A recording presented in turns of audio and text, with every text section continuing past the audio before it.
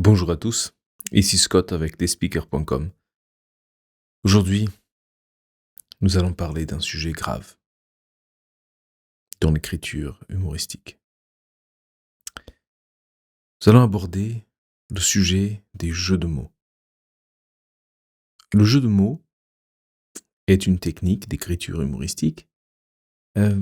Par contre, c'est la technique la plus utilisée que tout le monde croit maîtriser et que malheureusement utilise trop. Il faut savoir que 98% des blagues en circulation utilisent le jeu de mots. Dans ce pourcentage, 92% utilisent les calembours et de les blagues qui utilisent des calembours, il y a 0,01% qui est drôle. C'est grave. Et il faudrait que je vous dise aussi que 63,27% des statistiques sont inventées au moment de le dire. Merci. Non, pardon, allez. Ah non, non. Être drôle, c'est comme être sexy. Quand on essaie trop, quand on fait trop d'efforts, c'est un petit peu... c'est malaisant. C'est malaisant pour tout le monde. Pour la personne qui fait le jeu de mots, qui essaye de l'utiliser, et pour les gens qui le regardent. Alors, vous m'avez entendu parler de sous-texte dans une autre vidéo, dans le sous-texte et savoir comique. Et la vraie personnalité que nous essayons en tant qu'auteur comique de passer à travers nos blagues et notre discours. Si c'est votre cas, et si vous voulez vous exprimer avec de l'humour, un jeu de mots peut être quelque chose de spontané, et là, il y a toujours un. Vous connaissez sûrement, et moi je connais aussi, et moi je suis cette personne des fois. Quelqu'un qui, dès qu'il peut faire un jeu de mots pourri, ça y va, on le fait. Des fois, c'est très réussi. Un exemple, j'étais dans la voiture avec mes enfants, et on parlait, je ne sais pas comment, parce que ça arrive, on parlait d'un rat avec des écailles. Je ne sais pas comment. Et moi je dis, bah voilà, c'est une racaille. Et c'est, ça, on avait rigolé. Par contre, on avait rigolé sur le moment. Là, vous n'êtes pas en train de pleurer de rire, en train de vous rouler par terre. Voilà. Bon. Et vous comprenez, et je rencontrais un monsieur qui disait, ce sont des jeux de mollets que l'on fait aux gens bêtes. Chaque 3 phrases, il sortait un truc comme ça. Ah, ça, c'est les rats d'égout et les couleuvres. Voilà. Des fois, il y a des crimes violents, et ça, c'en est une des causes. Mais bon, passons à la partie intéressante de cette vidéo. Le jeu de mots, c'est quoi en tant que technique d'écriture humoristique? C'est l'utilisation d'un mot au-delà de son utilisation normale. Il y a des mots qui peuvent avoir 2 sens, voire 3, 4 sens, et on va les utiliser. C'est souvent utilisé dans du stand-up pour créer un contre-pied, pour créer une direction dans la pensée des gens, les amener quelque part dans leur esprit, et après on va révéler que notre interprétation du mot est une autre, et du coup le public va se dire « Ah, j'avais tort, c'est lui qui a raison, c'est drôle ». Voilà. Ça peut être aussi des jeux de mots avec les mots qui ont des sons rigolos. Voilà, moi en tant que linguiste un peu bizarre, moi avec les mots je marche à l'affect. Et mon mot préféré en italien c'est ogni. Ça veut dire chaque, ogni. Voilà, je l'ai vu une fois, je dis c'est mignon. Donc moi j'apprends des mots parce que je les aime ou parce que je les aime pas. Mais c'est bizarre parce que c'est un mot. Voilà. Par contre, des fois il y a des mots qui sont drôles quand on les dit. Le schmilblick par exemple, un schmilblick, ça devient rigolo. Le mot, la sonorité du mot est rigolote. Donc on peut se servir des mots qui ont une sonorité rigolote pour créer de l'humour. On peut utiliser un parallélisme synthétique ou de grammaire pour créer de l'humour en répétant euh, la blague. Allez, une petite blague. Un vieux monsieur qui parle à un de ses copains, il dit: «Ah, avec ma femme, ma femme a 25 ans, moi j'en ai 80, mais on a fait l'amour presque tous les jours.» Et l'autre très étonné: «Presque tous les jours?» «Oui, on a presque fait l'amour lundi. Mardi, on a presque fait l'amour. Mercredi, pareil.» Voilà, c'est presque. Donc, presque tous les jours, vous avez compris. J'ai pas besoin d'expliquer la blague. Donc, le jeu de mots. Le problème, et ça, je le vois avec des conférenciers, je le vois avec des stand-uppers, des humoristes, avec plein de gens, et des gens qui font que des textes. Et le problème, c'est de rebondir sur les mots qu'on vient d'écrire ou de dire juste avant. Et ce problème-là arrive quand on commence à écrire sans savoir ce que l'on va dire. On commence à écrire et à la fin d'une phrase, on relit, parce qu'on se relit en permanence, on est en train de relire, genre, on écrit une phrase, bon, j'ai combien de pages? Une seule phrase, bon, je continue, un paragraphe, ok. Et on relit à chaque fois, et la tentation, c'est d'aller rebondir sur ce qu'on vient d'écrire pour générer plus de matériel. Et du coup, ça donne des trucs affreux, parce qu'on a écrit un paragraphe, on a une vague idée de ce que l'on veut écrire à la fin, mais on commence par mardi dernier, j'étais là, machin. Et du coup, on revient en arrière, et c'est enveloppé, envoluté, convoluté, et, et des fois, on appelle ça le problème de l'écrivain qui a trop de conscience de soi, qui a trop de conscience d'être en train d'écrire. Et du coup, voilà. Du coup, maintenant je dis beaucoup du coup. Mais bon, ça fait des choses des fois terribles. Vous avez entendu des gens faire ça. Vous l'avez peut-être déjà fait. Moi, je l'ai fait.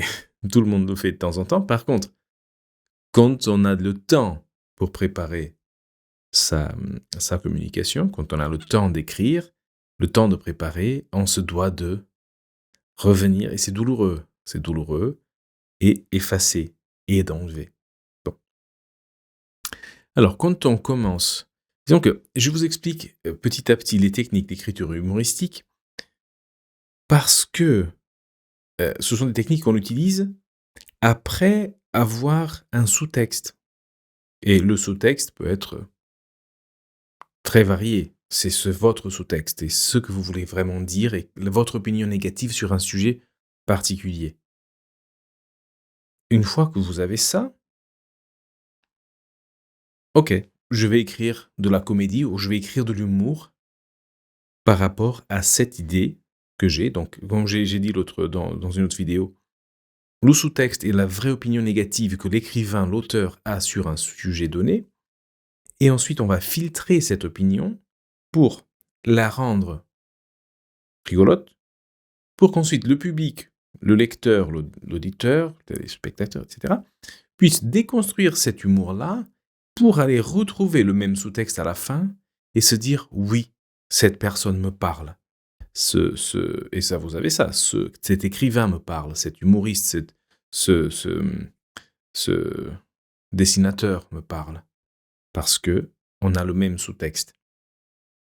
Et donc, quand nous avons cette idée, après, une autre vidéo, je parlerai des méthodes pour arriver à quelque chose de drôle en partant de quelque chose de pas drôle. Mais la base, c'est simple, j'ai une opinion négative sur quelque chose, et je dis, bon, ok, qu'est-ce que je vais utiliser comme filtre, comme mécanisme pour exprimer cette idée et la rendre drôle?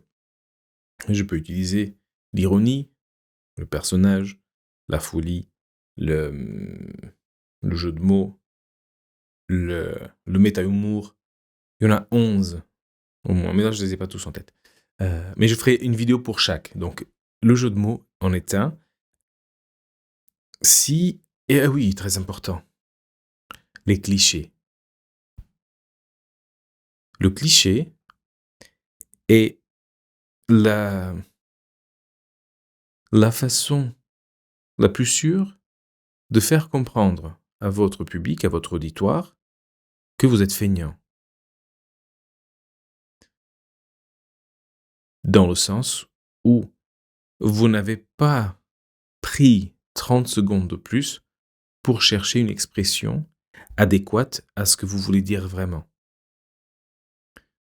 Je vous en passe, c'est des meilleurs. Oh, quoi? Vraiment? T'es obligé de dire ça? Euh, des clichés. Des clichés, des clichés. Et on peut les utiliser pour se moquer des clichés.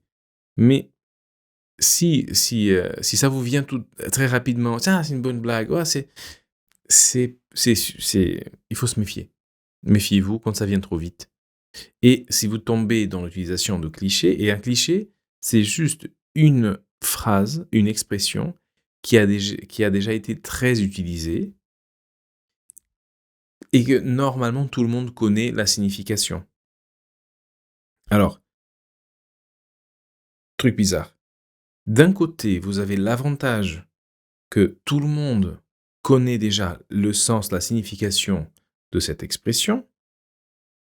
L'inconvénient, c'est que si vous avez trop de clichés, le cerveau de la personne qui est en train de vous écouter, de vous lire, s'éteint.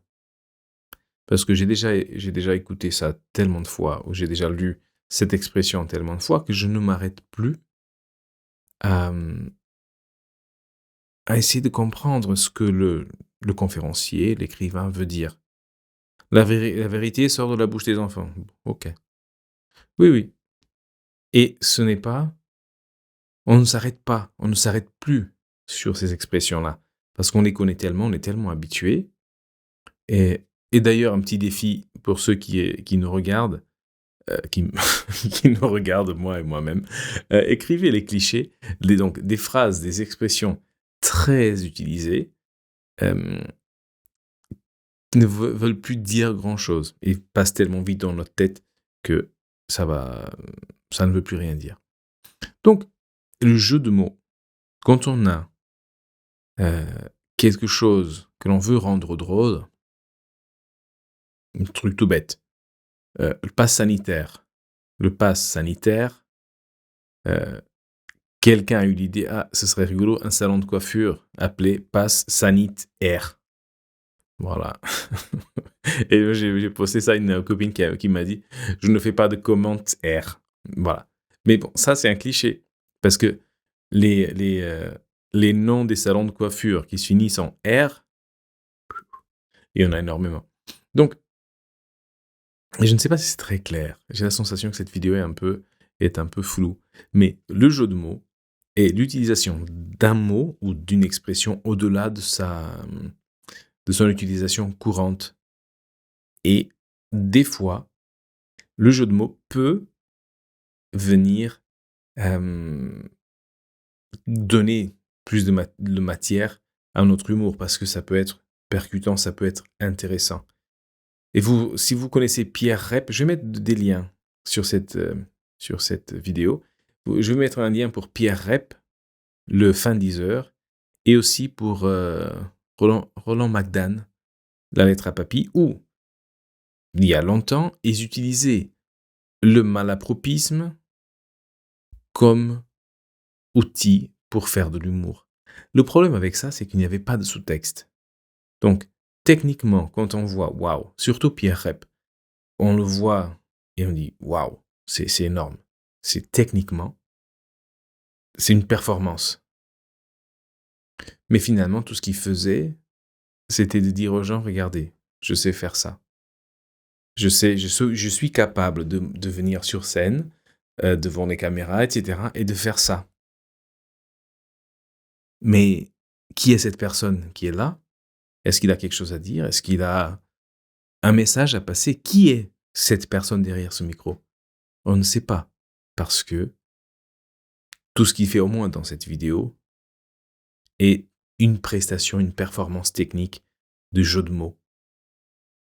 Mais bon, qu'est-ce que vous voulez, vous?